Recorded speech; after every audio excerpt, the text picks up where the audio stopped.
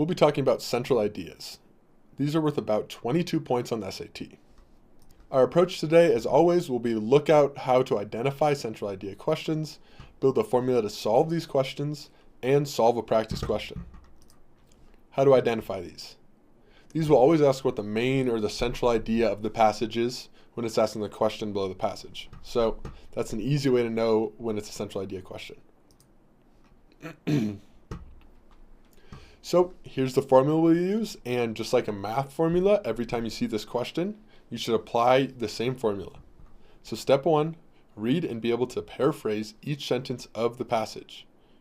So this is important so we know what is being said as we go along and we don't just try and follow the last sentence or the last thing we read. Step 2, we'll make our own answer that addresses the passage as a whole. So accounting for everything from all the sentences, we'll try and make about a one-sentence answer that addresses what the passage is, the main idea of it as a whole. Step 3, we'll find the answer that aligns with your answer. So let's try one out. Central ideas example here.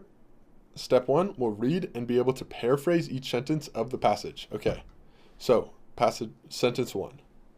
Climate change is a pressing global issue that affects every nation. So this one's just saying climate change is an international issue. Great. Rising temperatures lead to melting ice caps and rising sea levels, threatening coastal communities. So rising temperatures are causing a lot of damage, and it might damage coastal communities. So now we need to know it's talking about both of these things, at least in an abstract sense. It is crucial that we take immediate action to reduce greenhouse gas emissions to mitigate these effects. Okay, so it's saying we need to solve this problem immediately because it's really damaging things, as said in the sentence before. Without intervention, extreme weather events will become more frequent and biodiversity loss will accelerate.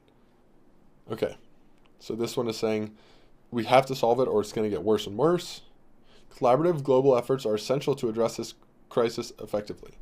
We need to work together to solve this problem. Okay, so overall, we talked about how it's a worldwide issue. They're damaging a lot of things. We need to take immediate action to solve it. If we don't, it'll get way worse, and we all need to work together to do this. So altogether, in one sentence, I'm going to say we need to work together. So in step 2, we're going to make our own answer that addresses the passage as a whole. So I'll say we need to work together immediately to solve this problem, as it's only going to get worse.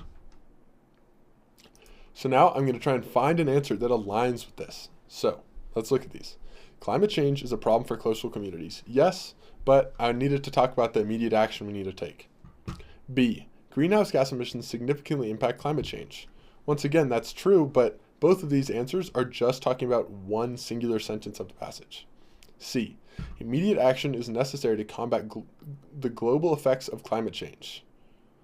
Okay, so this one looks better. And so even though it's not specifically talking about coastal communities, as it can't talk about every sentence fully in one sentence, it's addressing that we need to take immediate action and there's global effects of climate change. So this looks like the best answer so far.